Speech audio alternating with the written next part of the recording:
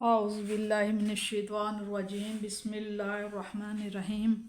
حرمت حرام کیے گئے ہیں علیکم تم پر میتتا مردار یعنی مری ہوئی چیز، والدما اور خون، ولحم الخنزیر لحم گوشت، خنزیر یا سور کا گوشت، وما اور جس پر حلال کیا گیا ہے لغیر اللہ، جس پر ذبح کرتے وقت غیر خدا کا نام لیا جائے، اللہ تعالیٰ کے بغیر کسی اور کا نام لیا جائے،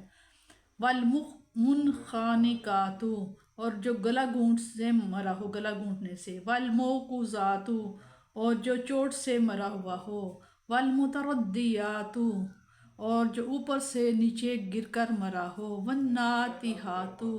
سینگ لگنے سے مرا ہو، وما عقل السبع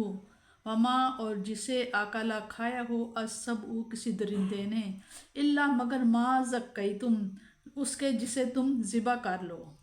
اگر تم پہلے ذبح کر لو مرنے سے پہلے تو وہ حلال ہے، ورنہ وہ بھی حرام ہے، وما ذبح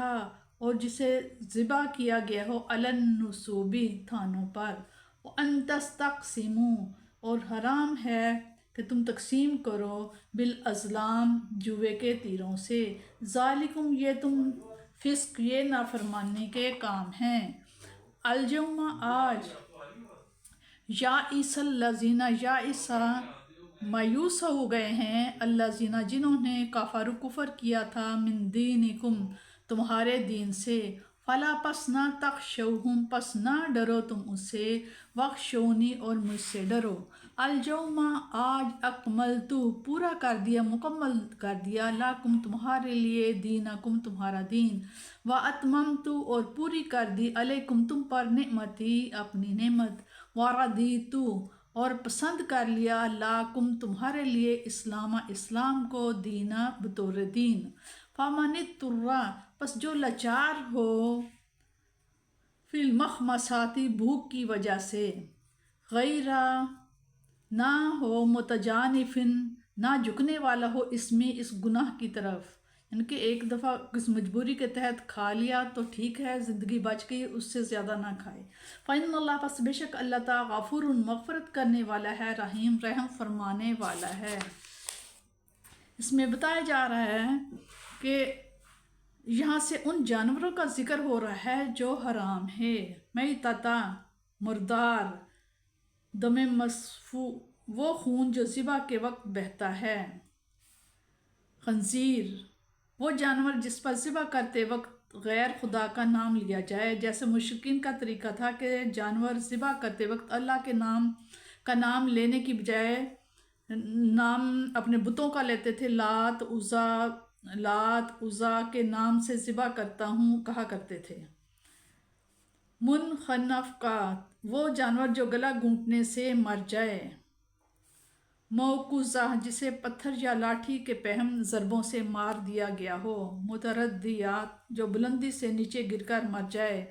ناطحہ جو جانور کسی جانور کے سینگ مارنے سے مر جائے جسے کوئی درندہ پھاڑ ڈالے، یعنی سابقہ جانور اگر زندہ ہوں اور انہیں ذبح کر لیا جائے تو پھر ان کا کھانا حلال ہے۔ نصب وہ پتھر ہیں جن کے زمانہ جاہلیت میں پوجا کی جاتی تھی اور ان کے لیے جانور ذبح کیے جاتے تھے، اور اس سے مراد ہر ایسی جگہ ہو سکتی ہے جو مشرکانہ رسوم کی ادائیگی کے لیے مخصوص ہو۔ مشرکین کی یہ بھی ایک عادت تھی کہ جب کوئی کام کرنے لگتے تو کسی کپڑے وغیرہ میں 3 تیر جو اس مقصد کے لیے پہلے تیار رکھے ہوئے ہوتے تھے، ایک پر لکھا ہوتا تھا کہ میرے رب نے مجھے اس کا حکم دیا ہے، دوسرے پر لکھا ہوتا تھا کہ مجھے میرے رب نے اس سے منع کیا، اور تیسرا خالی ہوتا، آنکھیں بند کر کے ہاتھ ڈال کر نکالتے اور جو تیر نکلتا اس کے مطابق عمل کرتے۔ اس فعل سے انہیں روکا جا رہا ہے کیونکہ جب کسی چیز کے کرنے نہ کرنے کا فیصلہ کرنا ہو تو ان کو عقل خداداد سے کام لینا چاہیے اور اس کے فوائد و نقصانات کو پوری سنجیدگی سے جائزہ لے کر کوئی فیصلہ کرنا چاہیے۔ فہم و دانش کی نعمت جو ہمیں عطا کی گئی ہے اس کی یہ کتنی توہین ہے کہ ہم ایسے موقعوں پر ان سے کام نہ لیں بلکہ اتفاقات پر اپنے اعمال کی بنیاد رکھیں۔ الجوم سے مراد یا تو 9 ذی الحج کا خاص دن ہے اور یا الجوم زمانہ پر دلالت کرنے کے لیے ہے، یعنی اب کفار کی قوت ٹوٹ پڑ چکی ہے، انہیں معلوم ہو گیا ہے کہ وہ اب تم کو نہیں مٹا سکتے، اب اللہ تعالیٰ سے ڈرا کرو اور اس کے کسی حکم کی تعمیل میں پس و پیش نہ کیا کرو۔ جیسے پہلے عرض کیا جا چکا ہے کہ یہ آیت 9 ذی الحج 10 ہجری بمقام عرفات بروز جمعہ سرور عالم صلی اللہ تعالیٰ علیہ وسلم پر نازل ہوئی۔ اس میں بتایا گیا ہے کہ جس دین کا داعی بنا کر آپ کو بھیجا گیا تھا، آج وہ ظاہری اور باطنی، سوری اور معنوی ہر لحاظ سے پایہ تکمیل کو پہنچ گیا۔ اس دین کے غلبہ اور فتح مندی کا جو وعدہ آپ سے کیا گیا تھا، آج آپ نے اپنے غلاموں سمیت مشاہدہ کر لیا کہ وہ پورا کر دیا گیا، نیز وہ عقائد جن پر تمہاری نجات کا انحصار ہے وہ مکمل طور پر تمہیں سکھا دیے گئے۔ شریعت و قانون کے وہ بنیادی قواعد اصولاً تم کو بتا دیے گئے ہیں جو ہر زمانہ اور تمام حالات میں تمہارے لیے روشنی کا مینار ثابت ہوں گے۔ تمہیں ایسے اصولوں کی تعلیم بھی دے دی جن کی مدد سے تم ہر نبی مشکل کا حل اور ہر جدید مسئلہ کا جواب معلوم کر سکو گے۔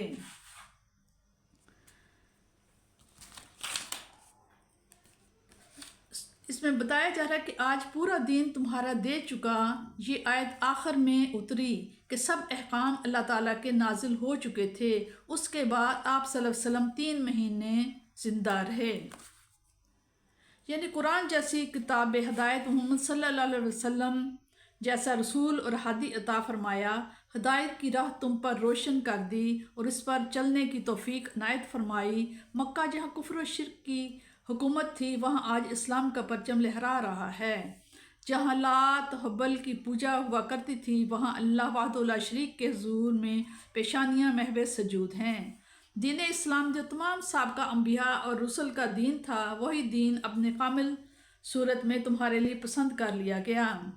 اب اس میں اضافہ اور تبدیلی کی گنجائش نہیں۔ یہ آیت حضور نبی کریم صلی اللہ علیہ وسلم کے ختم الانبیاء ہونے کی واضح دلیل ہے، کیونکہ جب دین مکمل ہو چکا، اس کے احکام میں رد و بدل کی گنجائش نہ رہی، تو پھر کسی دوسرے نبی کے آنے کی بھی ضرورت نہ رہی۔ مندرجہ بالا چیزوں کو حرام کرنے کے بعد فرمایا کہ اگر کوئی شخص ایسی حالت میں ہو کہ اسے کھانے کے لیے ان چیزوں کے علاوہ اور کوئی چیز میسر نہ ہو، تو اس نے اگر اپنی جان بچانے کے لیے بقدر ضرورت ان میں سے کوئی چیز کھا لی